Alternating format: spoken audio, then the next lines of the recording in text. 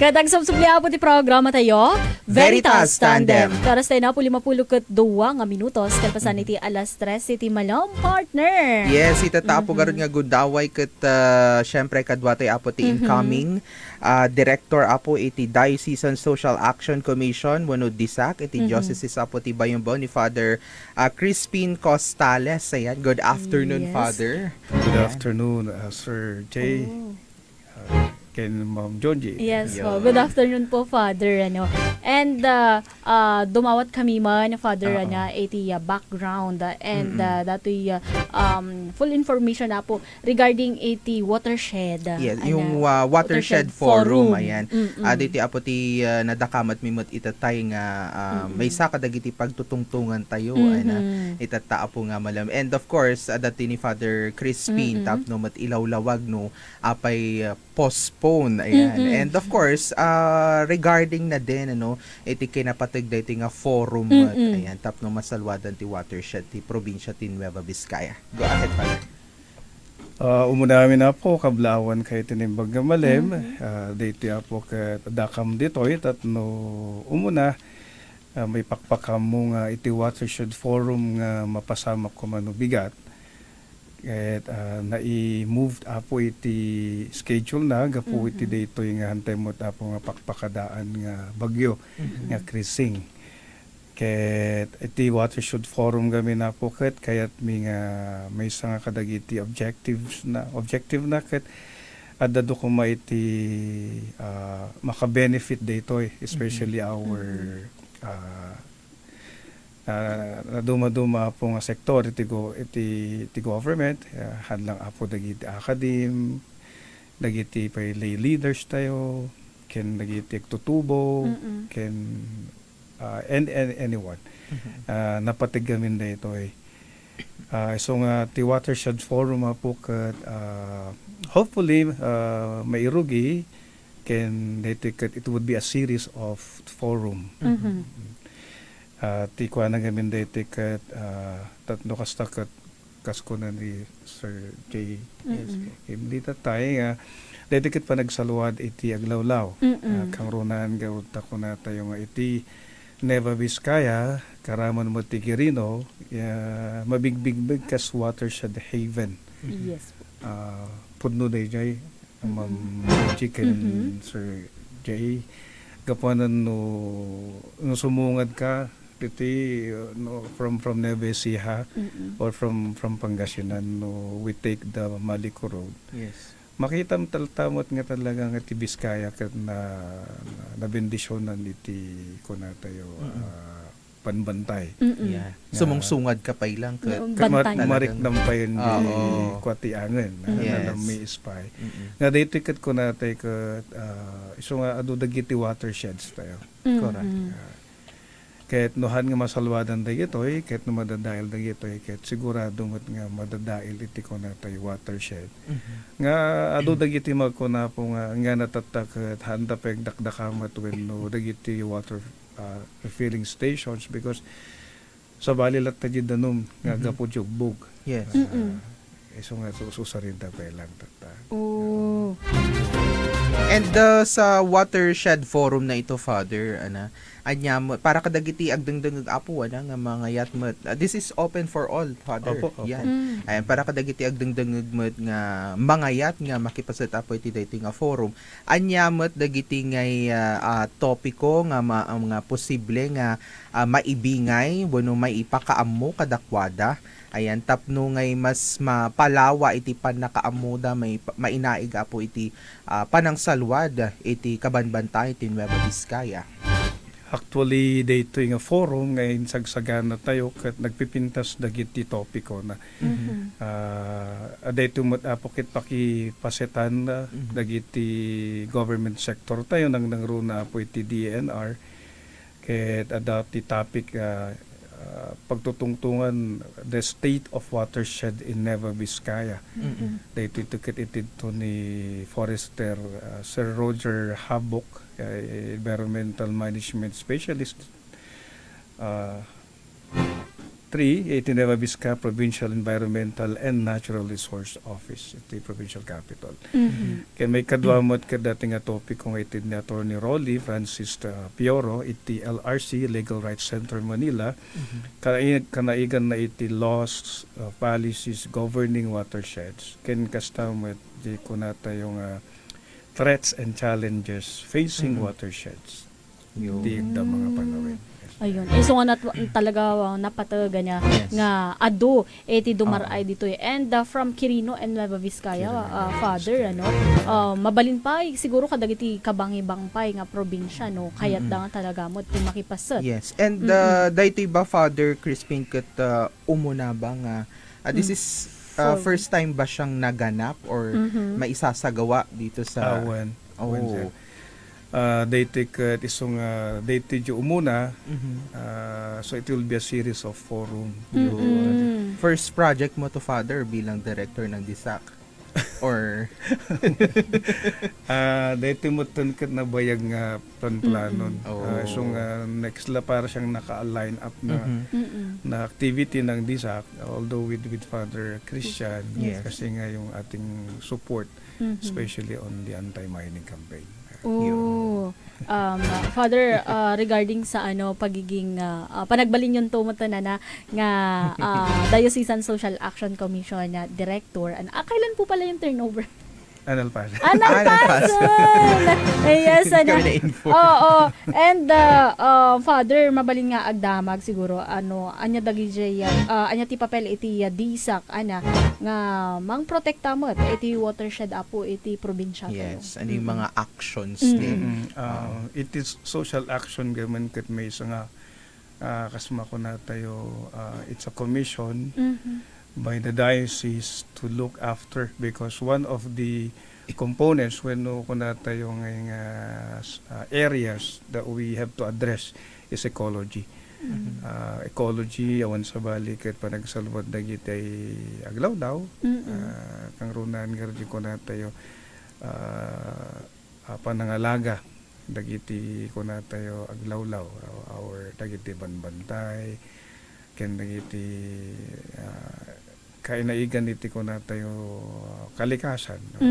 So nga dakkel nga banag dito gaputa iti social action ket may nga dagiti dakam iti tumulong tanno hasta ket masalwadan iti Aglaw-law. And Father, maganda tong forum nga maisayang kat kuma inton bigat pero na postpone kasi sakto mo nga agrugi dagiti bagyo. Kasla na itaon nga or napapanahon nga forum tapno mainayon mo't siguro dagiti rumbeng nga aramidan maitulong iti publiko iti panang salwad iti aglawlaw tayo tapno mo't malesen iti epekto siguro dagiti sumangbay pay nga bagyo. Yun. And may isaping damag ko, Father, syempre din tayo, no? Isa din tayo sa mga miyembro ng kabataan nga kunana. Ayan. And para kanya ket napatagmot nga addangay iti alam mo yon yung commitment din ng mga youth nga makipasat kadagiti kakasti nga forum and para kanya you, Father, anyamot iti kinapateg na nga adda dapat iti presensya dagiti agtutubo kadagiti kakasti nga aktibidades forum ito, no? And paano ba natin sila mapupush na makipartake din sa mga social actions ng runa iti panang salwad apo ti probinsya tin Nueva Vizcaya. Napataglaunay iti kuna tayo role of the youth. Kaspan nakaboses kang runan tasuda mo't iti masakbayan nga mangidaulo. Ken karunan kun kunatay garo when we care for our environment, we promote the preservation of the environment, we are sustaining the future of the youth or the children. Iso nga nagpintas man nga nasapapay ket dagiti nga gundaway ket malukatan ti panunod dagiti agtutubo ta isudan tumod lang ti agnumar. Ken sudan tumod lang iti mangisakit kasi oray no daan nga kanta ni Tiasin di ka pa kapaligiran kat it actually it encapsulates everything. Di kanta nga dyan. Upod numat. Naham mo salwadan tata, anyan tong iti masakbayan dagito. Ay, Yeah. advice Iso po. nga dagito kabataan, Mhm. sudat ti kang runaan nga ako na tayo. Masursurwan, informed, educated, and usually tatno sakit. Agnanayon lat tati panang sakit dati aglawlaw. Mhm. Yun. And the father na dakamat nyo tatay na anya mo't 80 makikita yung number 1 nga pangta ana 80 watershed tayo dito yung probinsya. Mhm. Owen, may santo nga may baganto ni Sir Leon, which our guests, resource person, gaputi the great threat of the watershed is the mining. Ayun. Yun. Oo. And siguro last question for me, Oo. Father, gusto ko lang malaman yung general position ninyo. Mhm. General ko na latan, ayan. Mm-mm.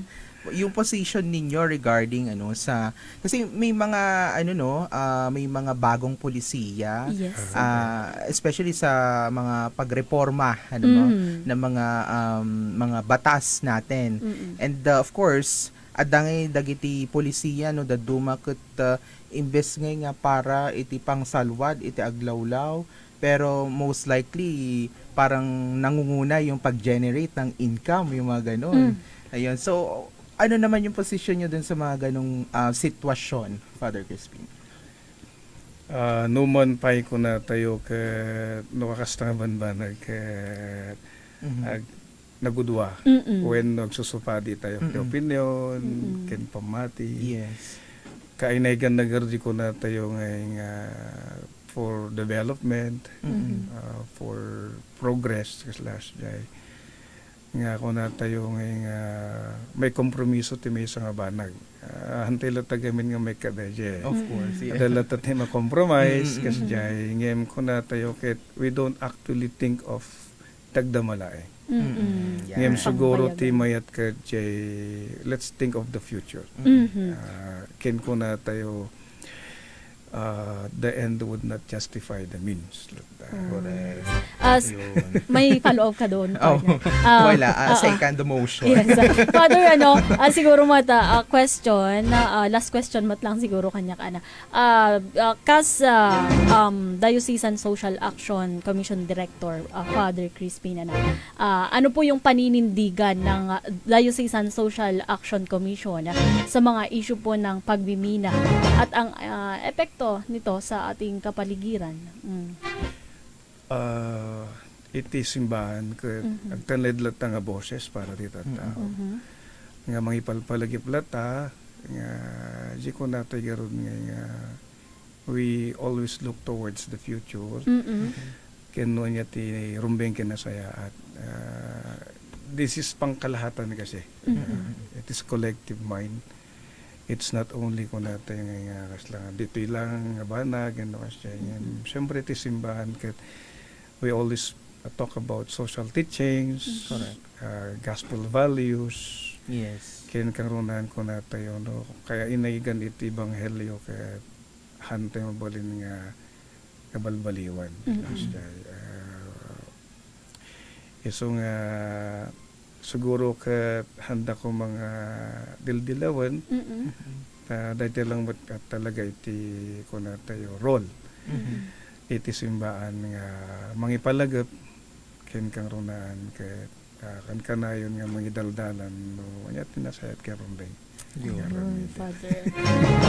Ayun, Totoo naman. sige. At talinood nga boses talaga. Oo itisimba. naman. And of course, tayo ay steward. Yan. Ayan, steward of our environment. Yeah. So, napatig iti. Di ko na dagaron nga sino pa nga iti slagba din nga boses no ti agsao para ti Correct. Uy, tama yan, Father. Ayun, sige.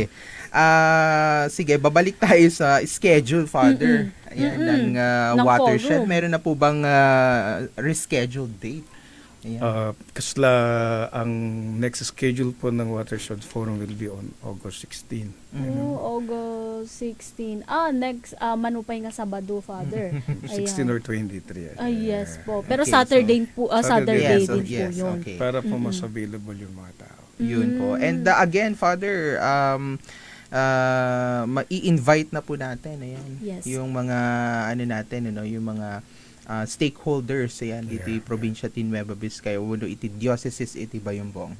Awan, ulitin mo na po, naman pa'y dito yung Watershed, a provincial forum on Nueva Vizcaya and Quirino watersheds. Kaya hana po matuloy, gaputa dati bagyong krising. Kaya sabi ko maputa, padaanan tayo sa marunong date, most probably on the 16th or 23rd of August. Dahiti apo ket daw dawati mi ket may metno adadupay kasi dagiti topiko ket it's really informative. Yes po. Karunan dahiti ket pagsayatan tayo lang. Ken panagsaluwad iti aglawlaw. So iyawis mi po hopefully that more to participate in this Watershed Forum. Ayun, nagyamang kami garod Reverend Father Crispin Costales ay so na po ti Director iti Diocese or no Diocesan Social Action Commission iti Diocese iti Bayambong and nagyamang kami apo iti kadagiti met impormasyon ayan nga impaayo apo para kadagiti papagayam tayo nga agdengdengeg itatapo nga oras. Ayan, thank you po, Father. Yes, thank you so much po. Iti oras na garod papagayam 8 minutes kalpasan telas 4 iti malam agsubli ti programa Veritas Tandem.